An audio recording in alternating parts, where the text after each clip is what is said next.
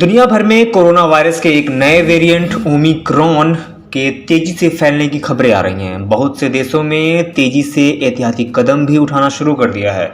वैज्ञानिक भी इस नए वेरिएंट के प्रभाव पर अपना अध्ययन शुरू कर चुके हैं और इससे संबंधित लोगों के मन में उठ रहे सवालों का जवाब पता लगाने की भी कोशिश की जा रही है। अभी तक का विश्लेषण यही बताता है कि ओमिक्रॉन वेरिएंट कुछ अच्छी तो कुछ बुरी खबर भी लेकर आया है। जहां ये वेरिएंट कोरोना वैक्सीन की सुरक्षा कवच को भेदने में सफल रहने के नतीजे देखने को मिले हैं, वहीं अभी तक ऐसे मामले सामने आते नहीं दिखे हैं जिससे लोगों को काफी गंभीर बीमारी हो रही है। फिलहाल ओमिक्रॉन के बारे में बहुत सी जानकारी नहीं है। वैज्ञानिकों को अब भी स्पष्ट और निर्णायक रूप से कुछ भी कहने के लिए आंकड़ों की जरूरत है, लेकिन अभी तक के अवलोकनों, पिछले वेरिएंट की संरचनाओं के अध्ययन और कंप्यूटर मॉडलिंग के जरिए भी उन्होंने बहुत सी जानकारी निकाली है। अभी तक की जानकारी के मुताबिक ओमिक्रॉन में डेल्टा वेरिएंट से 2 गुने म्यूटेशन हुए हैं। इसमें अधिक संख्या के म्यूटेशंस स्पाइक प्रोटीन में पाए गए हैं। भीक राउंड के आकार का ये स्पाइक प्रोटीन वायरस की सतह पर होता है। वैक्सीन इसी प्रोटीन की पहचान करने के लिए हमारी प्रतिरक्षा प्रणाली को प्रशिक्षित करता है।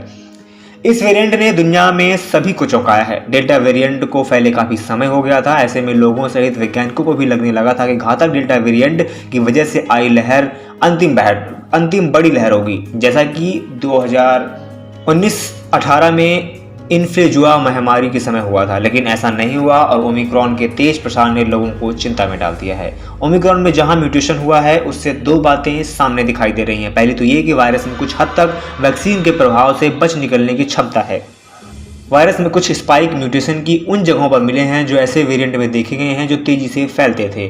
पिछले वेरिएंट के म्यूटेशन ने वायरस को एंटीबॉडी एस्केप की क्षमता दी है, जिससे वायरस पिछले संक्रमण या वैक्सीन से बनी एंटीबॉडी के हमलों से बचकर निकल सकता है।